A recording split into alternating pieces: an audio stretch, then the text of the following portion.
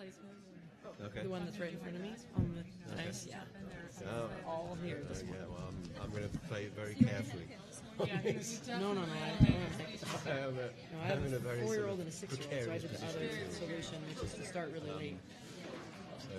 So it'll be interesting. 36 But actually, I'm all for it. So assistance. I don't know how Luckily they, not. I don't know how they I don't have to do select IVF, who's going but to get onto the various panels. It's really no. interesting. I mean, they have I'm not in LA. I work at interesting Boulder. process, and I think the idea is to have. Yeah. Point and counterpoint. Is this your first year? It is, yes. Yeah, so I I consult as many hours a week as I It was can. fascinating. And that's myself, That's my a husband. Brexit refugee. Yeah, so that's the other. That was a disaster. But it was a lot of fun. It was really, really good fun. So, I think Wow, it's that's a superb. heavy hitter. Peter's great. And then I went He's one of over the and I best speakers in the presented world. to a bunch of marketeers in a lecture on data in marketing. Oh, okay. In the lead school? Is that In the lead school, yeah. So that was good. Very conference is interesting? Yeah, okay. No, it was very good. I think a big driver for Peter and that generation are So have you been on any panels? No, I'm not on panels. So No. I'm on the board of the CWA. Okay. You teach here? No, I'm just a community. I'm on our school board, Okay. so I'm helping the district. Okay. and so to have Yeah, I'm the mostly private just I'm a state. and do it is such a relief. Okay. Have you ever had a career? Yes, in marketing. Oh, really? Yes, Okay. very much. Yeah, and I love it. Yeah. I just couldn't. My find the original balance major with Uh-huh. kids. It was just too. I didn't. Space science, and then I realized it was all mathematics, and I quickly backed out. I said, Yeah, that's how I did in physics. Too. I'm like, ooh, the calculus. All the calculus thing I was in high school. but there was no The only problem is part-time and startup might be an oxymoron. I was going to say that's the tricky one. Although I'm not sure. I mean, that's. I mean, I would classify us as probably a bit of a startup. We're we're 150 people, it wasn't for a few years that and we take on part-time people. I finally And where are you based? was excited. Well, I'm part based in London, part based here in Colorado. Oh, really? Yeah. Oh my God. So I sort of commute between the two. No, but where would you say you're from? London. Yeah. So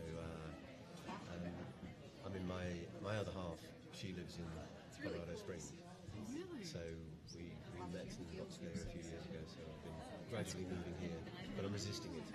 I'm resisting the complete move. That's a really big change. Yeah. It is a bit. I lived in Paris for 3 Well, years. so I retired from And I science. always dropped out of my miss, PhD like, program in I 2003. just Absolutely. And I guess now it's What's your story? Because there's so many stories. Like I Well, absolutely, and in fact, I was in Nice last week, and it was an hour and a half flight from London, and you were in a completely different world. I know it's so much different way harder from here. Yeah, And I've never really gone to Mexico. I wasn't interested. I got to. I mean, this is it's great. I went there last May actually, first time. Brilliant. I loved it. I used to make jokes about it. Now I'm. No, I mean, I've had an great, enchanted yeah. career. Particularly the old I've had part. incredible The old bosses. I didn't even go to supportive. Bhutan. I went to a resort. I Oh. did the nastiest, Chris McKay dirtiest, at like, NASA's resort vacation. amazing. I had a Yeah. female Yeah. thesis advisor at Caltech. She's amazing. Yeah. Dan Newman. Oh no, it was wonderful going around the old town. Her undergrad was in like German and music. Really cool culture. So she was just really Well, I think we can get open started. and understanding. Good morning, and welcome to session 4305, Women in Science, Needed Now More Than Ever. Today is April 13th, and it's 11 a.m. And if you want to take a moment to silence your phones, that would be appreciated. In this CWA session, we will utilize both the CWA app and a note card system to receive questions from the audience. To ask a question in the app, simply select this session in the schedule, tap Live Q&A, and then insert your question. You may also raise your hand at any time to request a note card and pencil from one of our producers, then give your question to the producer. If you are a student, please note this in your question. Okay, so we're going to get started. My name is Tina Marquis, and I'll be moderating today's panel. My background is I serve on the board of the Conference of World Affairs, and I also serve on the board for the Boulder Valley School District Board of Education. And today we have 4 panelists with us today to talk about this topic, which is near and dear to my heart. I have 2 daughters in middle school and elementary school. And we're just going to go down the table, starting with Ellen, and they'll each have time to talk about the topic. And we're going to start with Ellen Jorgensen. Ellen Jorgensen is co-founder and president of GenSpace, a nonprofit community laboratory dedicated to promoting citizen science and access to biotechnology. In 2011, she initiated GenSpace's award-winning curriculum of informal science education for adults. And in 2014, GenSpace was named one of the world's top 10 innovative companies in education by Fast Company magazine. So starting with that, if Ellen could start. Thank you. Oh, okay. I thought you were going to announce everybody. Is this working? Can everybody hear me? Yeah. No. People are... Well, people are shaking their heads no. That's better. Okay. Now I can sort of hear that comforting echo. All right. Well, I'm of a certain age, and I like to remind people that we've come a long way. When I was growing up, the only women on television were housewives, nurses, secretaries, and the occasional secret agent. Wow. So, of course, Mrs. Peel of the Avengers was my role model, and I spent a lot of time in the park with my friends trying to throw people over my shoulder and not succeeding. But seriously, we have come a long way. Now, if you go on television, we're directing laboratories, we're piloting spaceships, we're doing all sorts of great things. We're doctors, lawyers, Indian chiefs, everything. And on the surface, that sounds pretty good. But I was at a recent SciFu, which is a gathering at Google headquarters, usually of a lot of people in science and technology, sort of an unconference. And one of the unconference sections was on women in science. And only one man showed up for that out of all the participants. And the stories were the same kind of stories, maybe not as an extreme level as I went through, but the stories were basically the same stories. And it was very disheartening, but at least the nice thing is there's a lot more awareness about it, and there are a lot of people now that have gone through getting a degree and going through the whole thing that are available now, hopefully, to do more mentoring to young women. And I'm glad to see some young men here. Thanks for showing up. Solidarity, man. What is it exactly that's happening? Well, hopefully no one has to go through what I went through, which was at 19 when I volunteered in my first lab, the endless boob jokes. Hopefully Really? the political correctness of the time has at least dialed that down a bit. There's a lot more subtle stuff going on, particularly when you advance in your career, even just how do you dress, because if you choose to go into industry the way I did, when you say business casual, that means something very specific for a man, and there's almost a uniform, whether it's a nice tweed jacket or one of those blue blazers with the gold buttons, and the tan slacks. But for a woman, you're kind of faced with, well, how sexy do I want to look? Am I going to wear a shirt or pants? It sometimes can be a little bit intimidating even to figure out how to dress. The other thing is, of course, we're not comfortable with powerful women. I can't believe that as the United States, there's so many countries, even countries where women are oppressed, that have put women in the top seat, the prime minister or the president, and yet, so many people were offended by Hillary Clinton's mannerism.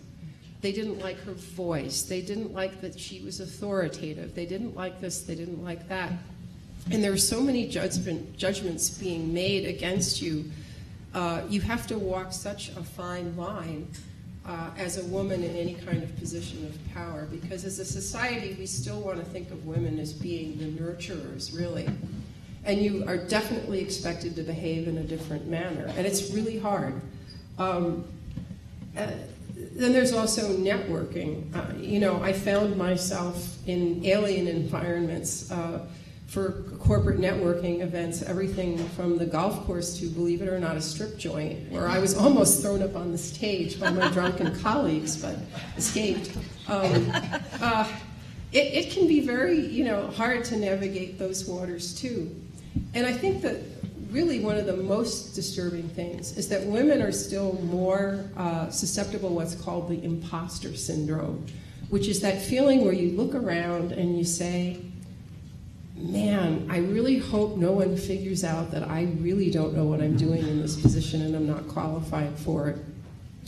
And the thing that I always try to remember whenever I feel that way is that what really opened my eyes was, I don't know if you remember, but in the right around the year 2000, there was an article in the publication Science, which is the premier scientific publication in the United States and one of the two in the world. Science and Nature are the two big ones. And it was about what was happening at Harvard University, where there was a dean who had 4 daughters, and he was approached by faculty that felt that the women weren't getting the same treatment as the men. And I don't know who made the, maybe you know better than I do, but whoever made the decision to look at just things like square footage of lab space. And it became abundantly clear that on all counts, the women were getting less than the men, and for no good reason. And the woman that was featured in the article was this person that, I'm not sure if she had won a Nobel Prize, but she was way up there in the hierarchy. She was a full professor at Harvard. And she said, I just didn't want to say anything because I felt like I would be seen as a whiner or a complainer. And, there's always that thing in your mind that, well, maybe it's just me, I'm not trying hard enough, and it's actually me.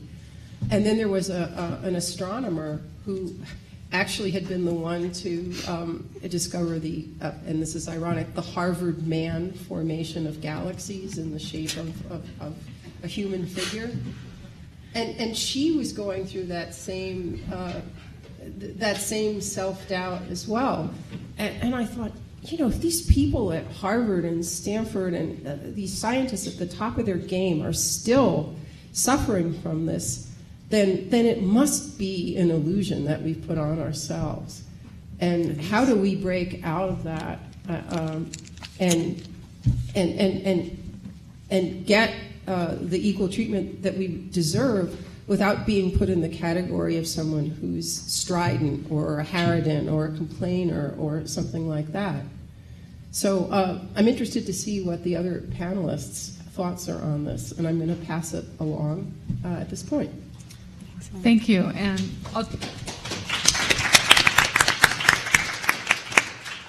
I'll go ahead and introduce the next 3 panelists. That's a good idea. So Catherine Medler is an associate professor in the Department of Biological Sciences at the State University of New York, Buffalo. Her research interests are focused on understanding the function of sensory systems, with her current focus being on the signaling pathways involved in taste transduction. And our other speakers, next will be Loretta Hidalgo-Whitesides. Loretta and her now husband were among the first people to buy a ticket for a suborbital space flight on Virgin Galactic Spaceship 2. It's pretty amazing. Trained as an astrobiologist at Stanford and Caltech, Whitesides has been to the Canadian Arctic to study plant life in extreme environments and to the hydrothermal vents at the bottom of the ocean with Titanic director James Cameron to film the 3D IMAX documentary Aliens in the Deep. And our last panelist is Roger Walton. He joined the data warehouse automation software company Warescape in 2014 and is responsible for global alliances and global customers. Our only male on the panel, he brought more than 25 years of data warehousing experience in sales management, alliances, and business development to Warescape, having worked in Europe and the United States. So at this point, I would like Catherine to go ahead. Thank you. Yeah, so I guess I am an associate professor, so I run my own lab, and I do some teaching, and so I'm training students and graduate students and postdocs in my lab. I guess I'm not quite sure what this title is supposed to mean exactly, because we need women in science now more than ever. It's like, it seems like, to me, that strikes me as like a transient thing, and it's like, of course we need to have all kinds of people everywhere, so I don't know why this is I'm not quite sure what the point of the title is, but anyway, I think certainly some of the things that Alan has said is very true in day-to-day life, and I think certainly in biology now they have attract a lot of records that going through PhDs, that we have about 50% women go through PhDs, but during that postdoc time before they get a faculty position, we lose because we don't have nearly that many type of women in faculty positions, and certainly going up through the tenure to the full professor thing, we have maybe 10% of faculty are female at that point. So I think there's still a lot of work that needs to be done. I think there is some self-selection about that some women have a perception that they cannot have children and run a faculty, have their own lab, because they think it's too much work, or they don't think it's a manageable type of thing. And I think that's certainly when I was coming up, the only women professors that trained me or were in the department where I was either had no children or they had one child. And so a lot of people don't want to give up their family to do that, but actually you don't need to do that. I have 3 kids, and it's like it never stopped me from having kids or pursuing my career dreams. And actually when I had these kids, then I really had to get to work, because now I need to pay for and take care of these kids, so I can't stop working now. So I think some of it, we just need to, as the role models change over and we start seeing people living the kinds of lives that we want, that, yep, you can have as many kids as you want and still do this, then I think some of that self-selection will cease to exist. As certainly some of my students are like, I want to have kids, I want a job. And it's like, go right ahead. There's nothing stopping you. You can do it. And so there's not as much self-doubt in that respect anymore. I think there's certainly a lot of sexism that still exists. There's a lot of older, and certainly I'm just thinking in my context in academia, the tenure system is great to allow people for freedom of expression and freedom of thought, but it also allows people to abuse the system. Sometimes you get really old people that are showing up to teach maybe 40 or 50 hours a year and getting paid a full-time job, and it's like, what's the impetus for them to leave? They don't have to leave. And so some of those people are, there's a full-time faculty in my department who came to the department where I am now the year that I was born. So he is like well into his mid and upper 80s, and so he's in a different generation. Yeah, right. I know. And he's awful. He's got these nice things. He won't teach the modern, it's like he won't update his lectures, and he's got some really strong views that he formed in the 40s and 50s, I guess, when he was getting trained. And so, some of that kind of stuff is still there. But I think the more prevalent problem is that sexism is not so overt anymore, but there's a lot of microaggressions and a lot of preconceived notions. And then I think, too, the next generation coming up, like my sons who are, in their I have one that's 18 and one that's 23, and it's like, no, it's fine. Their mom's a professor. It's like, women are fine. There's no sexism. Everything's fine. What are you talking about? And it's like, no, let me tell you. But there's this perception, because now everybody sees women in all kinds of jobs, but not all the jobs, right? So, and not maybe as many as they should do, but they think, well, there's nothing stopping you. You did it. So it's like, but there's a lot of things, a lot of people, my colleagues that are my age, it's like, oh, no, it's not sexism, they just don't like you. And it's like, well, it's like, yeah, but why is that, for me, it's like, so they don't like me, so that's enough to vote against me or to not have me here. And they're not evaluating me based on my qualifications, they're evaluating me on whether they like me or not. Don't you see that that's kind of sexism? It's like, no, I don't think that's, and so you have people that think they're progressive and they think they're in tune with things, but they don't understand their own preconceived ideas about stuff. And so it's a lot more subtle to have to deal with, but it's certainly very prevalent. No one would be stupid enough to make a boob joke anymore. but it's just these kinds of things that women do have to, you have to work a lot harder. You have to make sure all your I's are dotted and your T's are crossed to get the same kind of consideration. that your male colleague will get, and things that you do. It's like, so as an example, there's a woman that went for tenure a couple of years ago, and it's been a very tough funding time, and it took her a long time to get funding, and this man was like, professor was like, well, it took her such a long time to get a grant. How do we know she's ever going to get another one? And then just 6 months ago, we have an assistant professor who has not gotten tenure yet, who has not, a male that hasn't managed to get a grant. And people are like, really? Do you need a grant to get tenure? Really? It's so hard. And it's like, what? She got a grant, and that wasn't good enough for you 2 years ago. And now this guy's coming up, and it's like, good. Does he really need a grant for tenure? It's like, yeah, actually he does. That's the criteria. And it's like, so there's some of these people don't see that their biases are in there and that they apply different standards depending on either the color of your skin or your gender that's coming to the table. So it's definitely still prevalent. Thank you.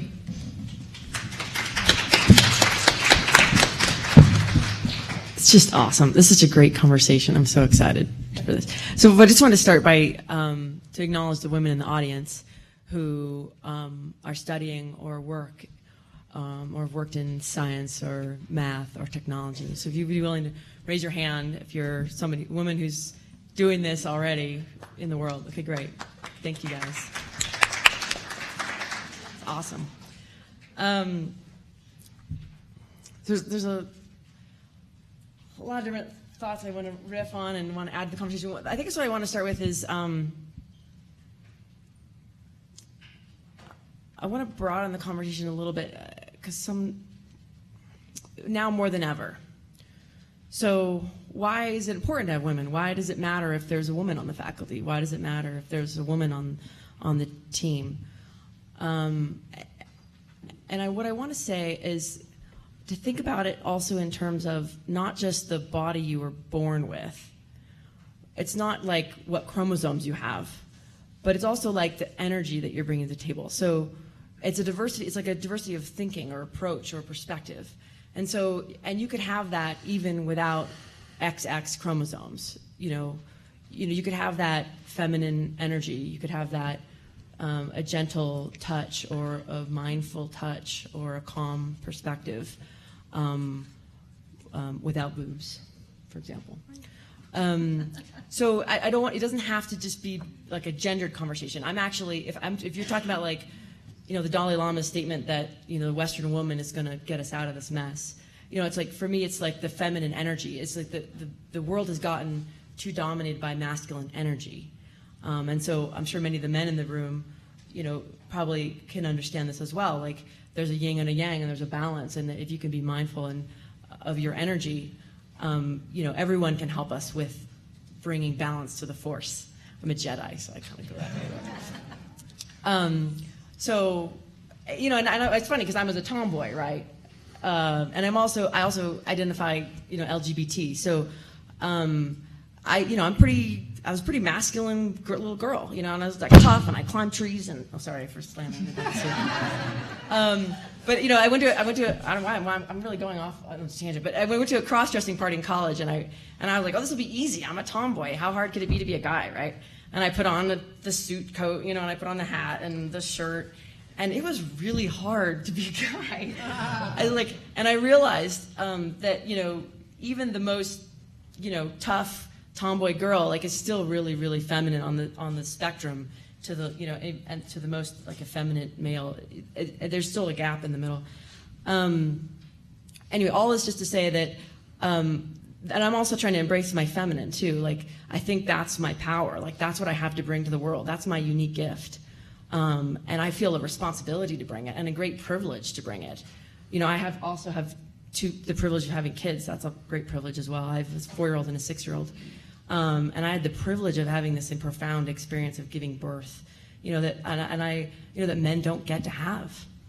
So for me, it's a privilege to be a woman. And then it's also a privilege to stand on the shoulders of giants. So, from Susan B. Anthony and Marie Curie and all these women who helped open up the world and make everything that I do possible.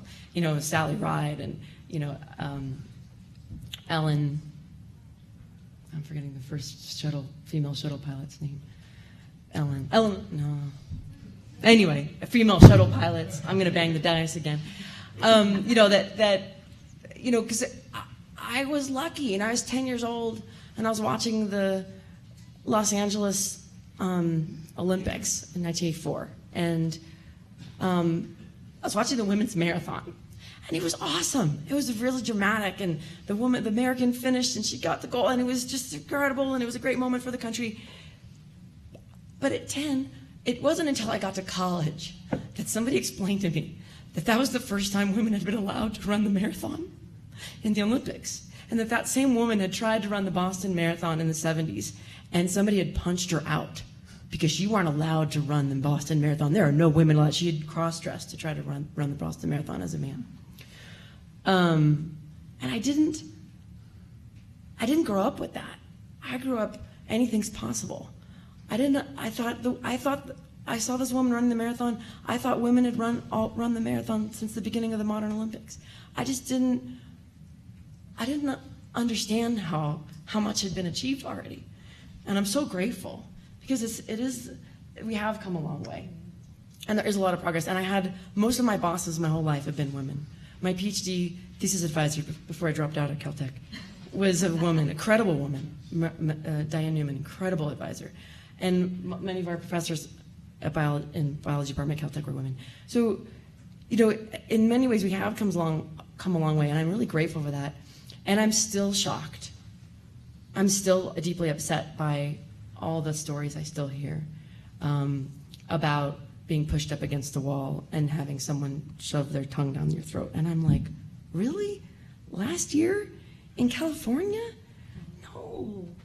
How is this still happening? No. Are you kidding me? It breaks my heart. And so, you know, it's really time. And so, you know, it's time for us to start. You know, we were talking about this earlier, and I was saying, we were talking about like some microaggressions at the university and the professors and how to talk to them. And Catherine's like, well, I don't have time to teach all these male professors how to behave. Like, I've got a lab to run. And I thought that was really profound because when I transitioned out of being a research scientist, and now I'm a full-time Jedi, so that's cool. But one of the things I do is I train people on how to interact with each other and how to communicate and how to be with each other. And so, again, I have the privilege of having the time in my schedule that I could go talk to these professors and sit them down and be like, look, this is what's important for women. If you want to support your women students, you know, to go into this field, you know, here's the things you're going to have to dial back. Here's the language you're going to have to shift in the way you speak. In my industry, it's human spaceflight. But God, if the Associated Press doesn't even put a headline saying manned spaceflight, and I'm like, in the Associated Press, it's still, you know, you can't say mail carrier, you got to say police officer, you have to say member of Congress, but you can still say manned spaceflight in the headlines, and it kills me. But so the language we use and the microaggressions, you know, there was an example. I wasn't even aware of microaggressions. Somebody was teaching us about this, and she said, like in a meeting, you know, if the male professor says, well, you know, actually, Ellen has a really good point there. And that's an example of a microaggression. And I didn't even hear it the first time. They had to explain it to me. They're like, no, because there's an assumption in the sentence that Ellen shouldn't really have good ideas because she's a woman. But actually, this time she makes sense. You know, we should listen to that. Shocker. We should listen to her. It's shocking. Yeah. And that's the kind of microaggressions. And so you got to try to train yourself to hear it and be like, oh yeah, that's not polite. Yeah, that's a good point. In your speaking. So, and then I just want to. You also brought up the imposter syndrome. And I thought that was really interesting because, you know, I got into Stanford. You know, you're in high school, you know, and you get the letter. I don't know, if they still mail you things for college? Okay, good. I just want to make sure, you know, things are changing really fast. You get the big letter and you're like, oh my God, I got it. And I was really excited. And then, you know, and then they had that sinking thought, oh, you know, I just fooled them. I just fooled the admissions department. I don't really deserve to go to Stanford. And the same thing happened when I got into graduate school at Caltech. I was like, oh no, I just fooled them too. And there was this great moment for me in my career when I was sitting around with all the incoming biology graduate students. There were about 26 of us. We had a really big class that year, and we were all, you know, hanging out, drinking beers or whatever one night. And every single one of us, all the women, all the men, to a T, thought we were the admissions department mistake. Yes, I had the same And experience. luckily, we were statistically savvy enough to realize that was impossible. And so it was really, it takes that to sort of jar you and be like, wow, no, this is crazy. Like, I deserve to be here. It's okay. And so, now I try to like help get the word out about imposter syndrome. Like, hey, younger people, like, don't worry, this is normal. This is a thing, and everyone or almost everyone has it, except for maybe the megalomaniacs. And they probably have some other insecurity underneath, probably driving their psychopathy as well. But yeah, so we all have this. And so one of the things I say is like, just be open about it. Be like, I'm insecure and whatever. Like, I don't think I belong here, but I'm getting over it. Or, I had that thought yesterday, but I realize it's going to hold me back. And what I really is important to me, what I really want to do is develop, faster than light spaceships. Just saying, maybe you might want to do that. Or, find clean energy or clean water solutions for our country or sustainability, and be like, and that's more important than me keeping myself small. So, I'll leave you at that.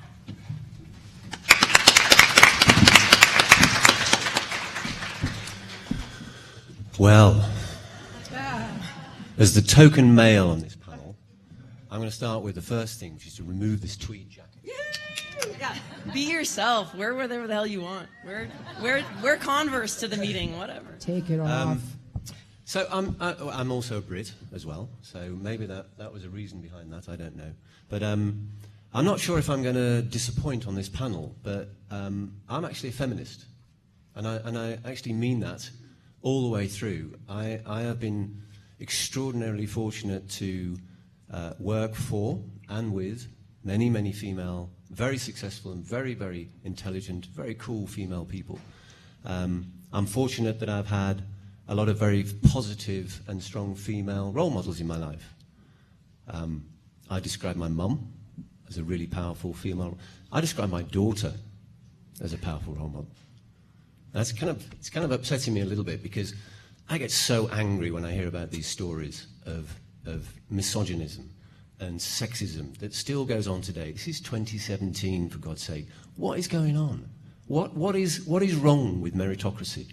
What is wrong with looking at ability and providing opportunity and encouraging those opportunities? I just don't understand what goes on. I don't understand what goes on with some of these males' minds. It's really quite terrifying. I actually asked a few of my friends and colleagues, some of my relations, of differing backgrounds. Some of them were scientists, some students, some of them mothers, for some idea of the kinds of role models, positive role models that they've seen, female role models in their lives. And there was an interesting kind of feedback that I got. Some of them described Mother Teresa, questionable about that in terms of her background. Some Olympians. Some described the Queen of England. Not quite sure I get that one. And only one person gave me some scientific, and I'm going to bring it back to science now, because this debate is about science. It's not just about sexism, but I do subscribe to a lot of the thoughts that have been discussed here. Only one came up with scientists. One female came up with scientists, and then one male came up with some female scientists. So it was Marie Curie. That was from my sister-in-law. She works in fashion, so I thought that was pretty cool. And then a friend of mine who's a professor of artificial intelligence at Glasgow University gave me Ada Lovelace. Some of you might remember, first programming language on Charles Babbage's analytic engine, and talked about Valentina Tereshkova, who was the first female astronaut. So I thought that was really cool. And he specifically, and I didn't tell them what this debate was about. I just said, I'm at a conference, give me your sort of female role models. So it's interesting to kind of see how few people are seen in science as good role models. And why is that? I mean, I know there's a lack of females in science, that's something that we need to address. But there are still quite a lot. I mean, in the UK now, I read a report just the other day that on average, females outnumber males in all of the major sciences at universities. So 69% of students studying medicine are female. 70% of students studying veterinary science are female. 59% of students studying dentistry are female. And it was a very interesting report, and you can find this online. I think it was a Times Education supplement. But what happens is that it falls off. They start great in science, and then it falls off. And why is that? It's because, they're going to have a family, they're going to have children, they can't kind of juggle the jobs and all this kind of stuff, which is a crying shame that we, the establishment, don't find ways to facilitate that, make that easy for females to balance that work-life requirement. And it is a requirement in terms of work-life for children. So why is it, and what is it that goes on? What's going through the minds of these people? Why is it that they don't attract the females? I mean, if you think scientifically just for a minute, if you are not actively searching for females into science, you're losing 50% of the smart people from the onset. It's a simple statistic like that. You should be, if you are trying to drive excellence, if you are trying to deliver good science, then you absolutely should be addressing the whole population of smart people. And so you should find ways to accommodate these people and attract them into your faculties and into your industry and into your businesses. I work in software, I work in IT, I did an engineering degree. Interestingly, on my engineering degree, which was in the early 80s, there was one female on that course, which is electronic engineering. Nowadays, that's changed a lot. And that's still, I think, an industry that is very, very male-dominated. But I work in IT, I work in software, and again, as I said before, I'm being very privileged to work with many females around the industry. And I work for them, and I've worked alongside them, and I've had people working for me. And I honestly believe, and I don't know whether I'm an anomaly, or whether I've been taught this, or whether I've learned it, but I just don't see the difference. I look at people purely on, are they going to be able to do a good job? Are they going to be able to contribute? Are they going to be able to be fulfilled by this role? Can they get something out of it? And it doesn't matter whether they're male or female. So I don't understand. One final thought. I'm doing another talk, I think there's one later today and tomorrow, sort of similar topics on artificial intelligence, robotics, automation. And I listened to a radio podcast a few weeks ago about, is automation going to destroy 50% of the jobs? You know, it's not going to happen. But you have to come to the other discussion to hear about that. But what they did talk about is the skills that are being taught in schools and in universities are not necessarily going to be aligned for the future. It's not about knowledge retention. That's easy to find now. You can go and find a book, you can find it online, you can get the knowledge. It's the dissemination of that knowledge. It's the analysis of that knowledge. It's being able to collaborate. It's being able to do critical thinking. And guess what? Females are better than males at that. So we should be finding ways to bring females into our industries because they're going to add a lot of value as we go forwards. So I, for one, I'm a feminist. I've taken off my jacket, so I'm looking forward to the debate. I hope I don't disappoint, that you couldn't throw things at me. No. But I tell you another thing. I am so nervous. I'm so nervous listening to these people here and their backgrounds. It's great. I love it. But I'm looking forward to the debate.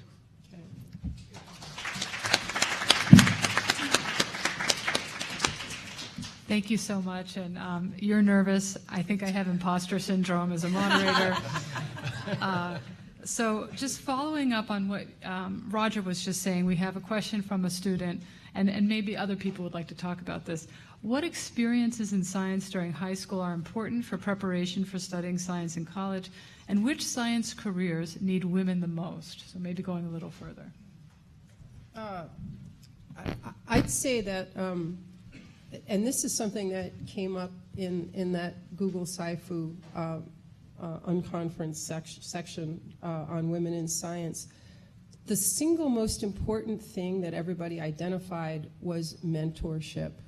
So if there's any way that you can either volunteer in a lab or whatever the equivalent is, if you're into IT, maybe get an internship in a company, and find someone who's a mentor. They could be male or female, but somebody who is supportive, and surround yourself with people that are supportive.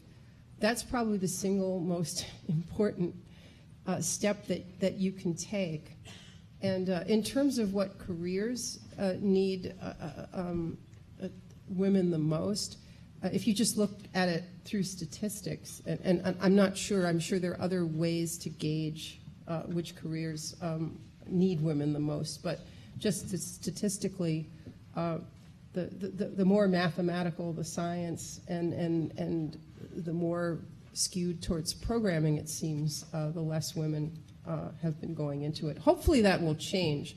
My hope is that just as I remember during the 2008 presidential election, the guy who was my boss, who is a dear friend of mine, said, America is never going to elect a black president. And I said, I really wouldn't be so sure, because they're appealing to all of these younger voters who have grown up in a much more integrated society than you and I did. And I'm hoping that the same is true with women, is that just eventually you guys in this next generation, the students sitting here, will have grown up in a much more sex-blind world, and that basically you're just going to overwhelm all these old farts, and not only old men. I mean, that's the other thing. One of the most shocking things is if you do some of these tests, like you put two resumes, a male and a female, and you give them to someone and say, which is the better job candidate, women will also pick the men. So there's also an unconscious prejudice within women in positions of power, too. And some of it has to do with we don't want, often we're harder on women because we feel that they reflect directly on us, and we don't want someone of a lower quality reflecting on us. But it's also just something that we grew up with as well. So hopefully the next generation, that will be diluted out eventually, and it will be a more even playing field. But I would say mentorship is key, and also that probably the more mathematical and programming professions are the ones that need more women most.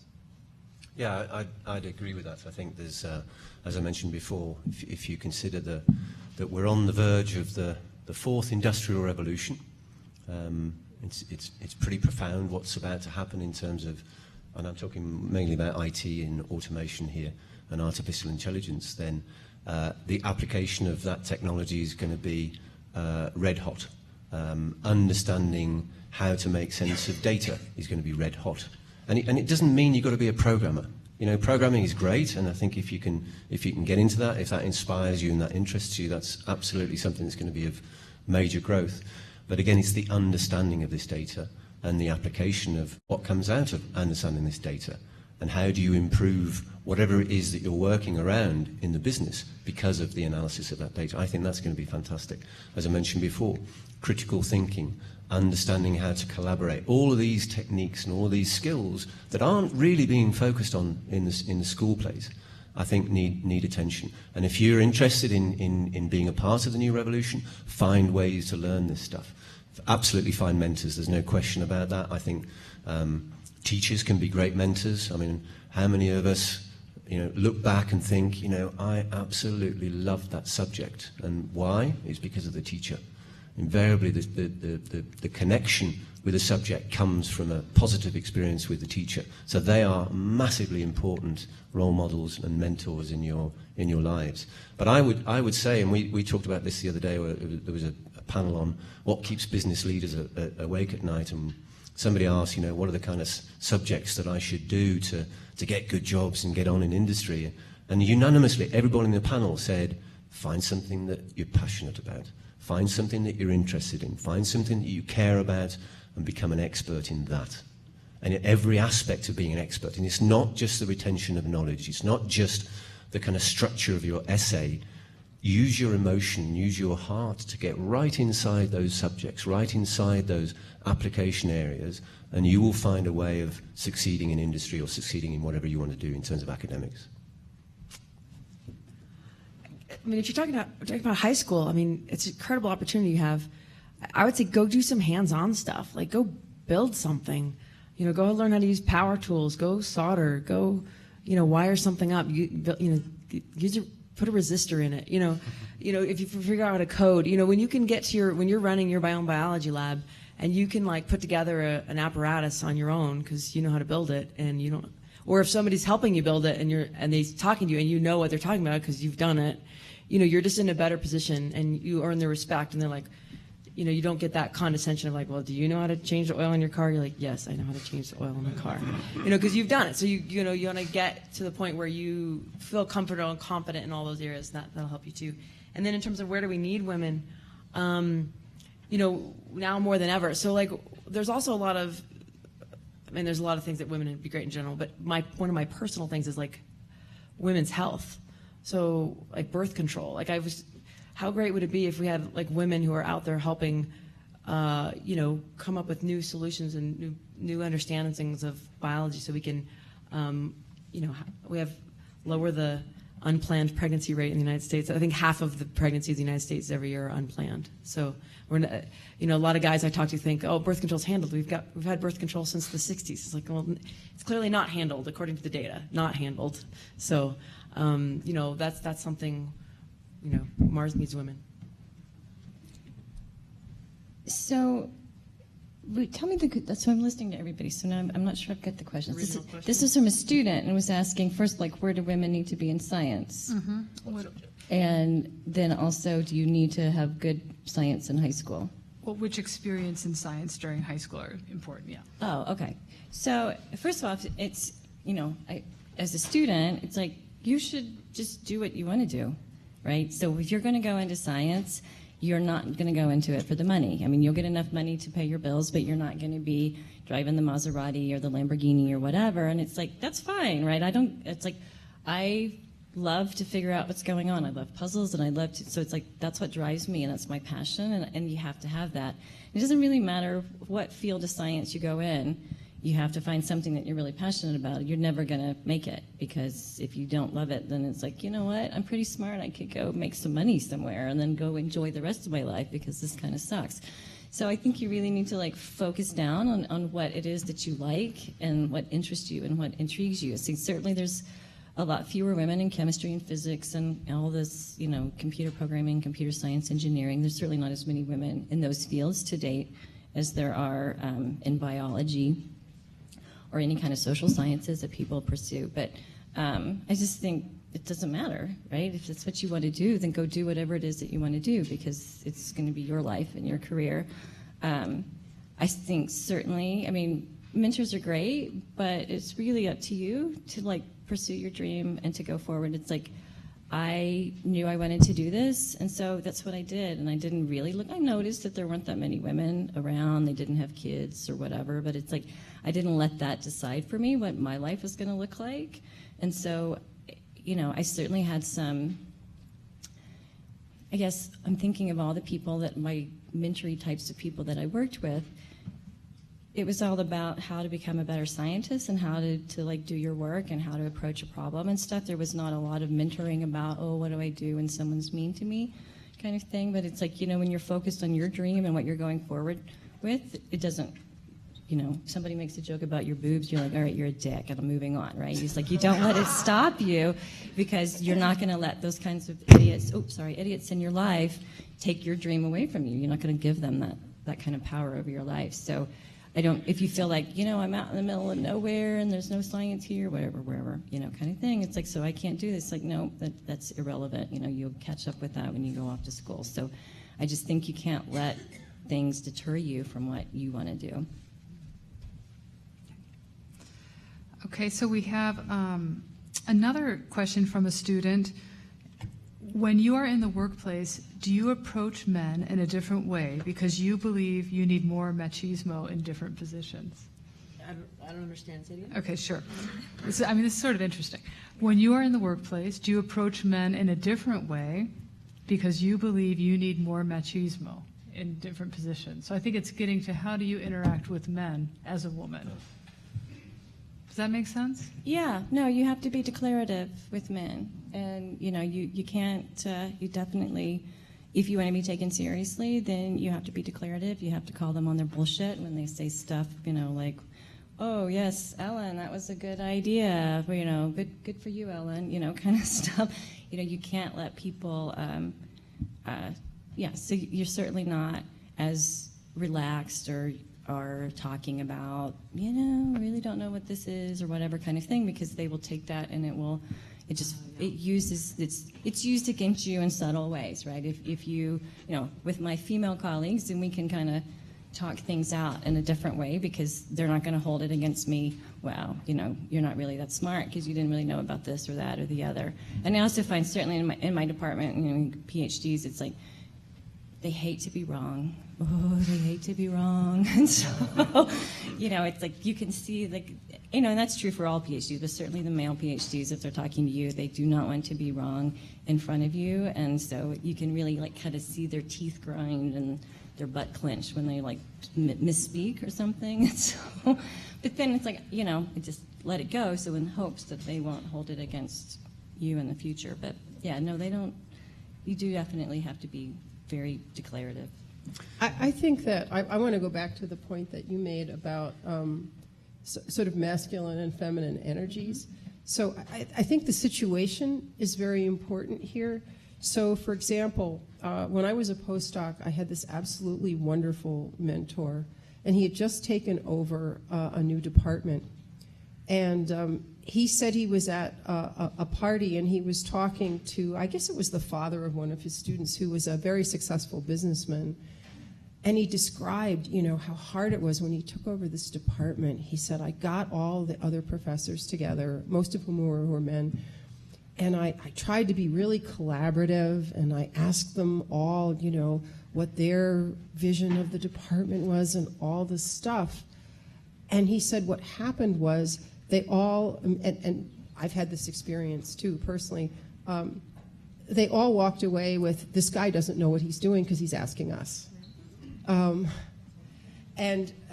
then he said, and after a while, I just couldn't get any traction. And finally, I just cracked down and just went total authoritarian on them and said, all right, I am the head of the department. This is what's going to happen. You're going to get off hard money. You're going to get grants. You're going to whatever. And he said everything went a lot better after that. And this businessman just laughed in his face. And he said, well, that's, part of something that you might learn in management. And I have had similar situations where I've been put in charge of an effort, and in an attempt to be collaborative, I've asked people what their experiences were, and they went around telling everyone that, well, she doesn't know what she's doing, so she's asking us for help. So I think in some situations that sort of collaborative, sort of feminine energy gets you where you want to go, and in some places it doesn't. And in my case, there were a lot of women that I was talking to, and they felt the same way. They wanted somebody to come in and take control, and not appear that every decision was going to be made on a vote basis, because that's what they were comfortable with. And I don't know if that's something that is going to change in our society or not. But right now, you do have to sort of change the way you approach people, whether they're male or female, and channel those either, it's so stereotyped, quote-unquote masculine ways of doing things and feminine ways of doing things. Once you're in a position of power, there's this marvelous woman at Columbia University who's a total guru in the field of bioengineering. And she gave a lecture, and she's got this marvelous lab where she's very, very concerned with it being a family.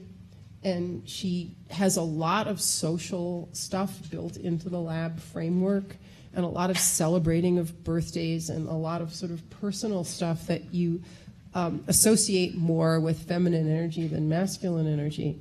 But she's a tenured professor in a position to do that. And she's impeccable right now. And I wondered, was this something that she only was able to implement when she got to that space? Or was it something that helped her all the way along? So these are the sort of questions you sort of ask yourself about applying those different energies to different situations.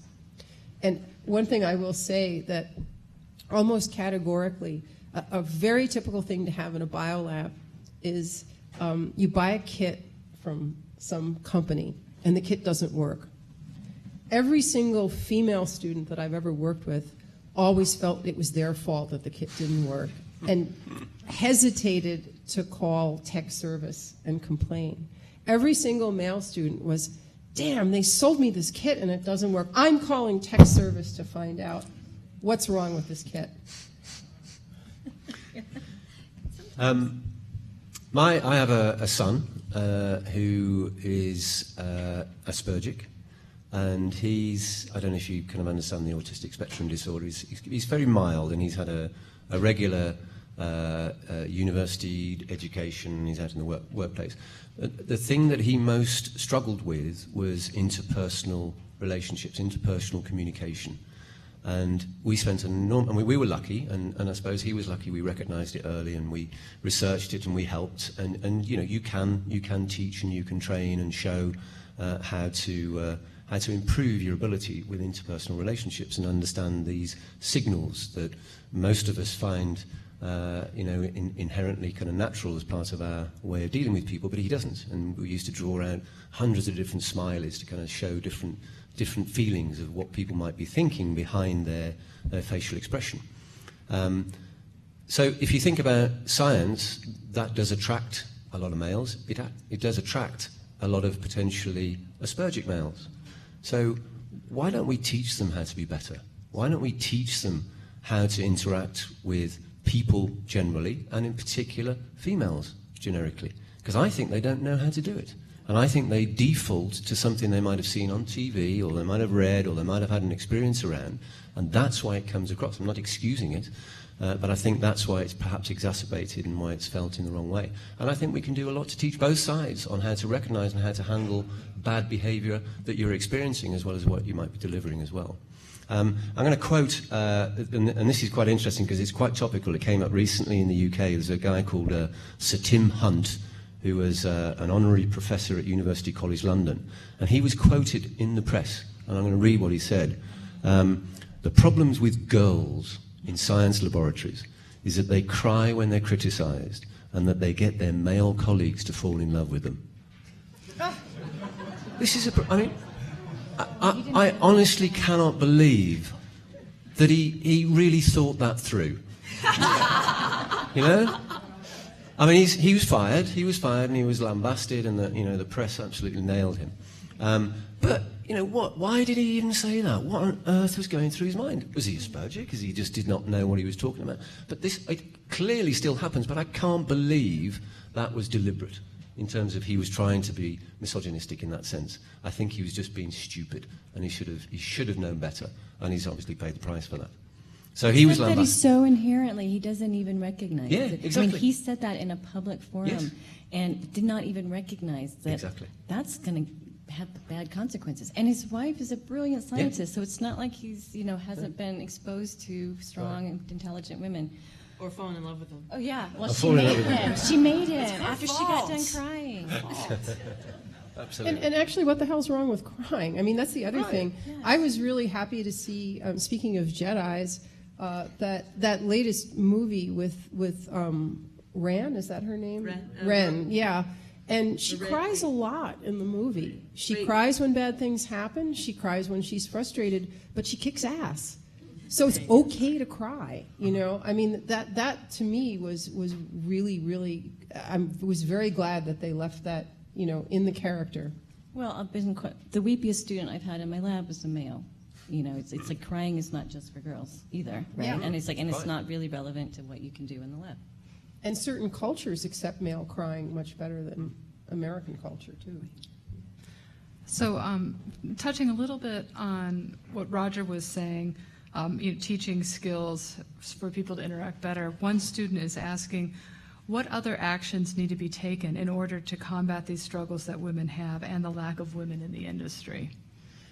Yeah, so we have at Virgin Galactic, we have a dearth of female engineers. I'm always fighting that battle. Any female engineers we do have, they're mostly fresh out of college. They're very junior engineers. But we have one manager out of our 800-person company who has his team is almost half women, and it's an awesome team. They kick butt. It's our liquid propulsion team. And so I went up to him. I said, Robin, what are you doing different than all the other managers?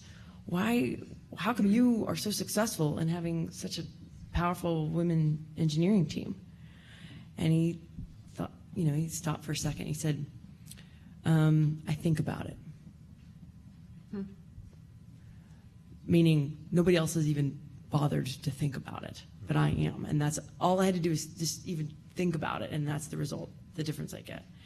And he said that when he gets resumes from HR, he asks them to take the names off the top, so you can just look at it. He said, it's a choke in measure, because usually by the time you get pretty far down, it'll say Society of Women Engineers or something, and sort of gives it away. But he's at least trying, and it makes a difference. So so that's for the manager end, but for the student end, what else could we be doing? Supporting each other. There's safety in numbers. A lot of times when I was in graduate school, we'd like email each other and we'd be like, hang in there, thank you for being somebody who's sensitive and thoughtful and balanced and wise. Because you do get people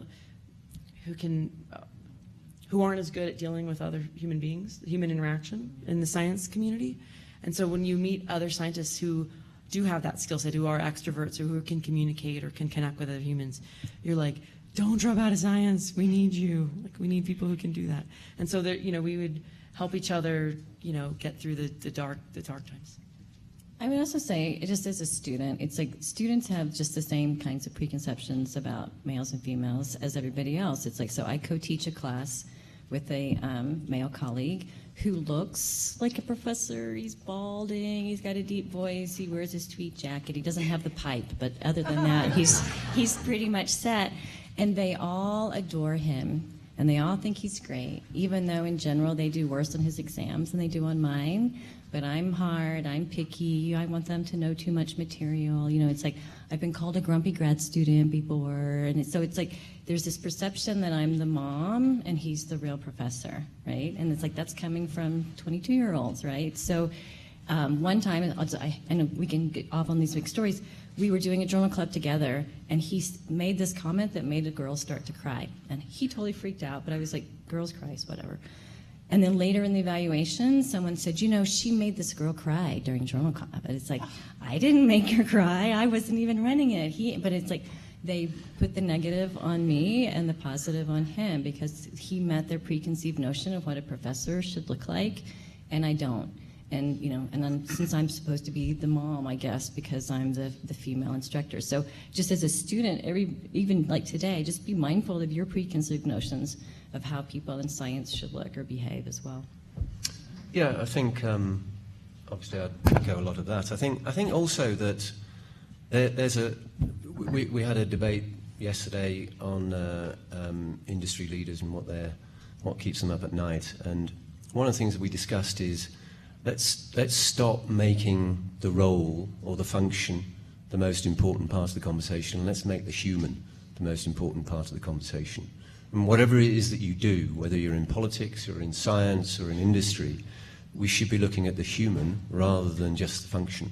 And I think if we change that attitude and we start to think more about the individuals, you'll be able to guide, and I'm talking about the teachers and the leaders here, you'll be able to guide the individual into the right place, whether that's studying something specifically that you want to then go and carry on studying, or addressing a skill set that helps you get into something. I met a lovely lady, a very charming lady earlier on today, who got involved in biology and science many years ago. And I asked, how did you get involved in that? And she said, this was biology, I wasn't even studying biology at the time. And a teacher came up to me and said, do you know what, you've got a really good mind and a good way of thinking. Why don't you go into biology? And because she respected the individual and she respected what was being said to her, she went into biology and became very successful and ended up actually disproving a thesis of her professor on something about evolution. So, that's fantastic because she was encouraged. She wasn't studying it, but she was encouraged as a person. And I think if we take that attitude, we can help many, many people. Instead of them, I'm going to do biology or I'm going to do chemistry because that's where I want to be, it's you have the right frame set, you have the right mindset, you have the right ability to think. Why don't you think about studying this?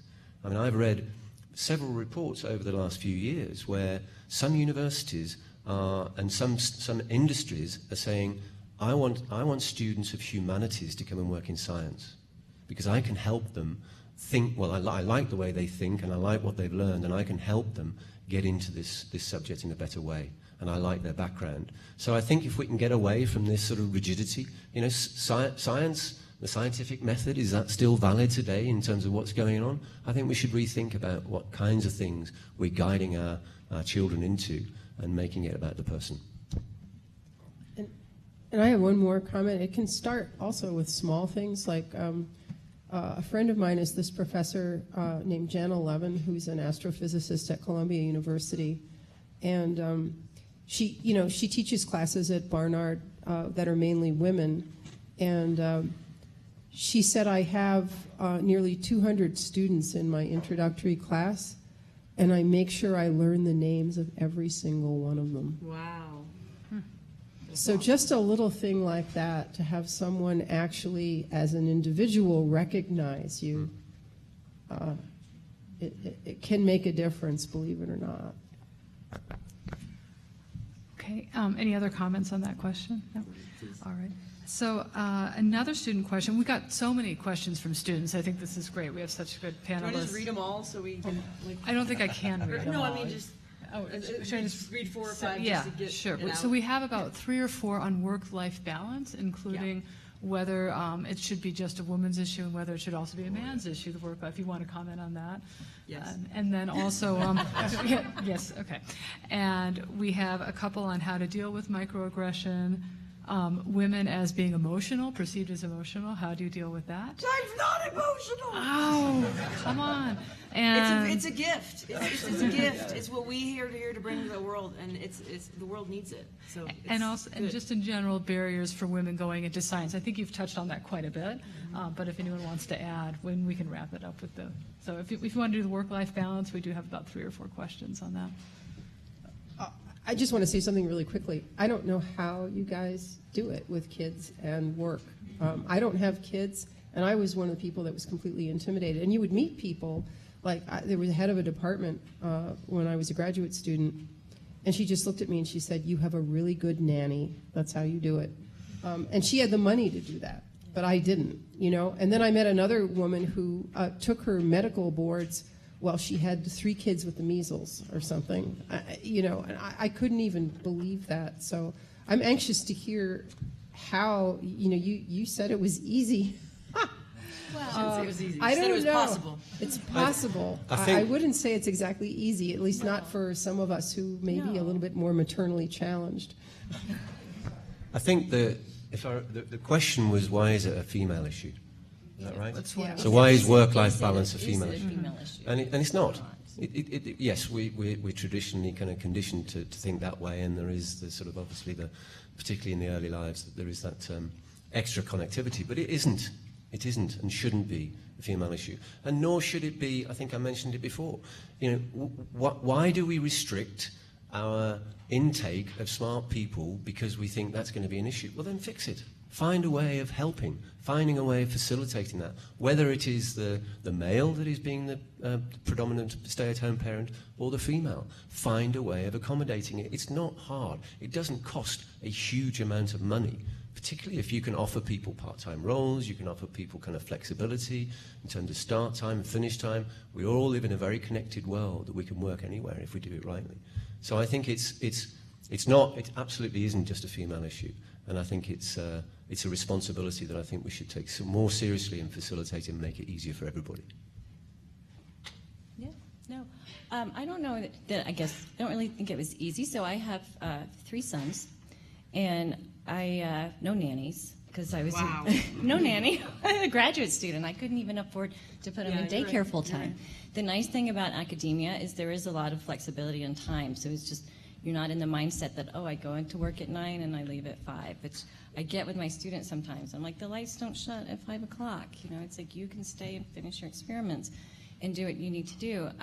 For me, so my husband at the time, he was also in science, and so he and I did a lot of juggling. There were times, you know, he's at work at 5 a.m. getting his stuff done for his 9 a.m. class, and, you know, I'm staying till 6 or 7 o'clock at night, so we did a lot of balancing back and forth with the kids with that. But that was our priority, was our children and our work, and it was like, obviously the kids come first, and as long as, and when we were going through, we made sure that we were never teaching at the same time. So if someone was sick with the flu, then the other person could stay home with them. So, I mean, I certainly had a support system in that respect, but it was just, those were our priorities, was having the kids and developing our careers. And there wasn't, we weren't out developing hobbies. There were other things that we were doing besides those two things. But I guess I never listened to what other people tell me I should or shouldn't be doing.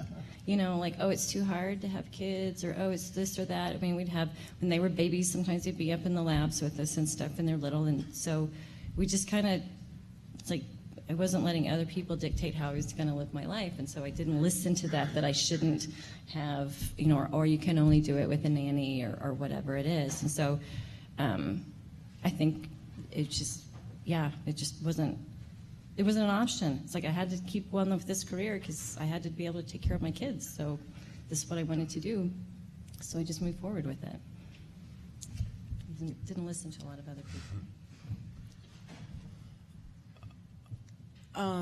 Having kids is an incredible amount of work compared to writing a PhD thesis. It's you don't sleep, and it's incredible. It takes 3 adults to raise one child. So I mean, it's an incredibly demanding job, and it's 24/7. I mean, even if you have a nanny 40 hours a week, you're working all the other hours of the week.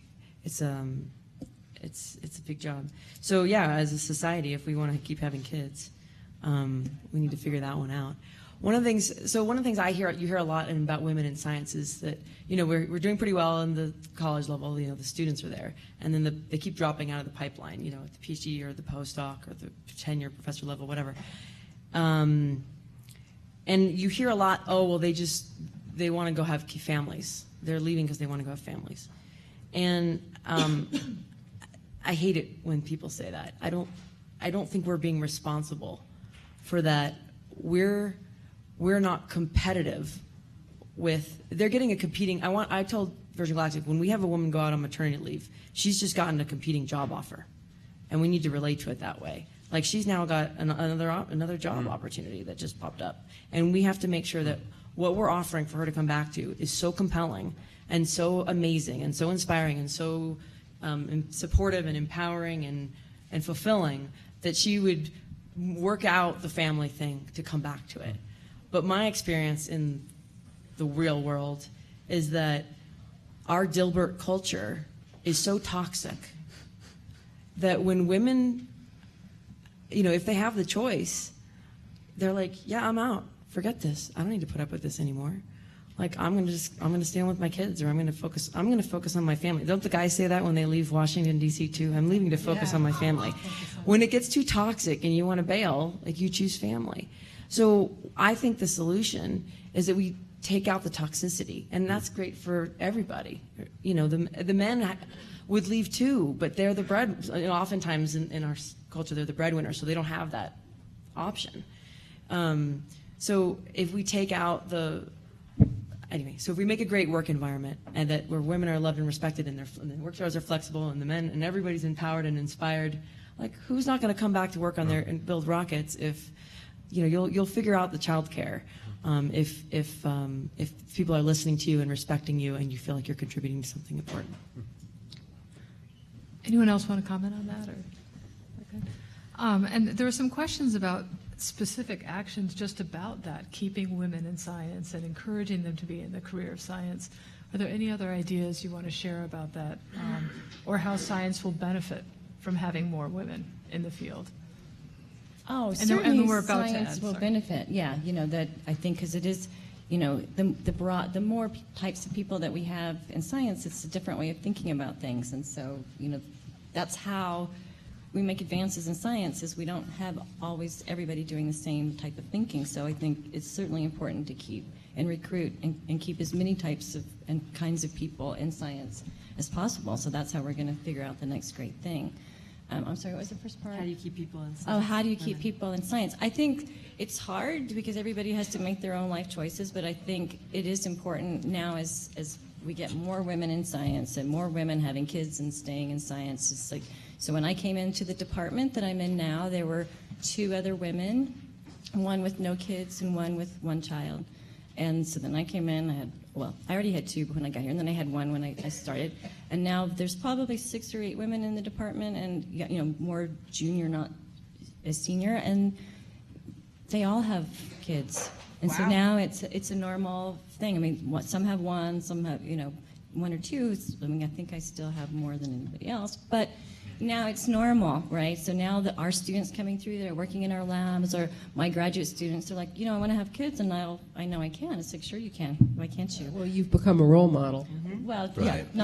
but just so now it's normalized that you don't have to choose to be a mother or a scientist, and so then I think it's gonna, and they see it's like, yeah, bring a playpen into work or whatever. It's not a big deal, right? So it's just getting people used to like that's a normal thing, and I think it's going to help keep them, but it's slow. Michelle Obama had a great phrase, which was all hands on deck. That's the phrase that she used to bring in groups that were underrepresented in the sciences. Yeah. Well, thank you so much. This was a great panel. I just want to extend a huge thanks to our panelists and thanks for hanging out. Can I make one more plug? Who here has heard of Hedy Lamarr? Who knew? Okay, It's good. that's I good. How many of you knew that she was a genius inventor? Good. Okay. She was a famous actress. She was in a lot of comedies with Bob Hope. She was a sex bomb, She was gorgeous. But she also was responsible for some of the technology, radio guidance systems originally developed during World War II for the military, but they've been incorporated into Wi-Fi and Bluetooth technology. So if you're enjoying the Wi-Fi in this building, you can thank Hedy Lamarr. They've just come out with a film about her. It's premiering at the Imagine Science Film Festival in New York in about a week, and I'm hoping that it goes national. Thank you so much.